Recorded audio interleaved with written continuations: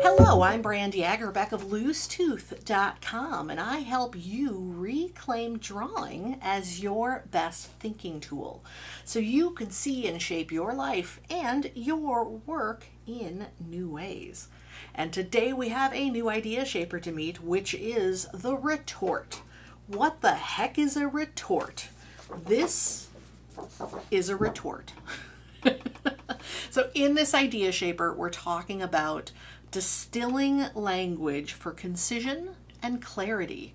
So this is the model we use, the metaphor we use. I will explain it in 1 second. But this idea shaper, our fourth idea shaper, our final idea shaper in our first step of chunking, is specifically about text. This is the most text-based idea shaper in all of the 24.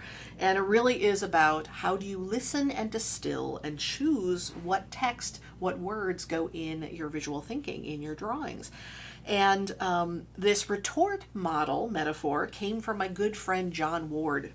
When I was writing the Graphic Facilitator's Guide, my first book, I had the challenge of how to talk about what happens when we listen to a conversation, we listen to what's happening in the room when we are supporting a group as a graphic facilitator.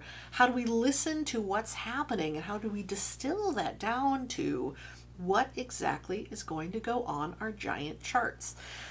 So John and I were talking over, I think, Skype at that point.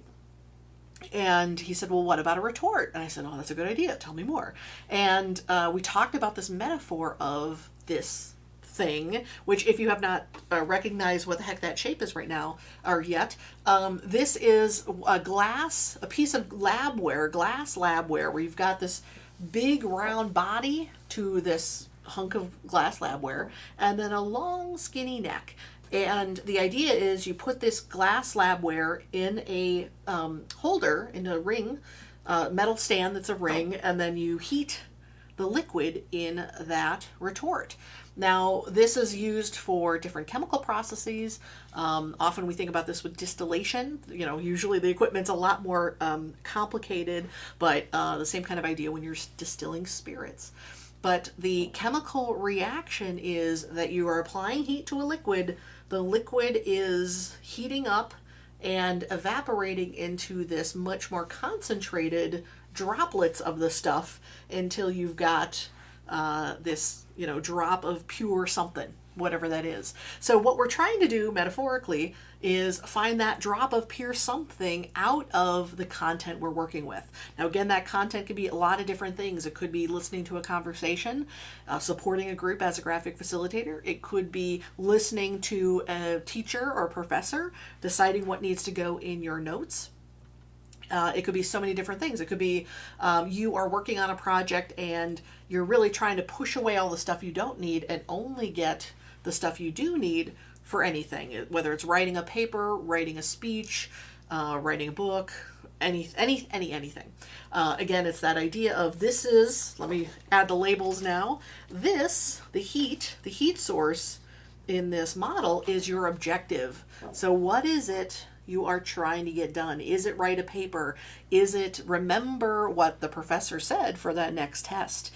Is it supporting a group in real time? So the different objectives are going to mean you want different things being distilled out, but that kind of heat that's making this happen is your objective, our first idea shaper. Now, this pool of, in this case, this kind of yellow-orange liquid, that is your soup of sources. So if you're writing a paper, you may have a big stack of books, but all those pages in those books are not ending up in that paper. That's the big stack of sources you're working with. But again, you want to choose, discern, pull out those chunks that are most relevant to your objective. These guys up here, these little drops, this is when you use that discernment. When you make those decisions, those are the most salient points to come out of that soup of sources. So that's when you go, I'm listening to this conversation. This is the most important thing to pull out and put on that piece of paper. I'm reading this book, but that's the point that most closely is most useful to my objective, that aligns with my objective. And then finally, when you decide this is the thing that needs to be in the drawing for whatever purpose you're making it for, that little drop coming from that retort is your clear, concise chunk of info.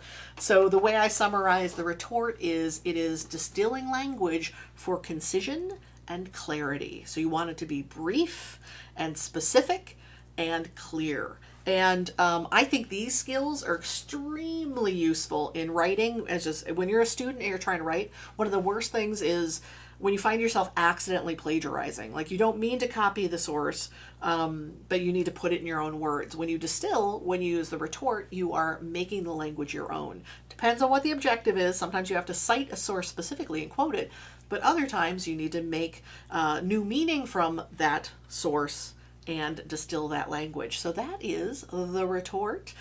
Certainly in the chapter of the retort, there's a lot more specifics around drawing text, penmanship, really concrete how-tos around that. But the general idea is when you're thinking about text in your visual thinking, how do you select the most important chunks to get on your piece of paper?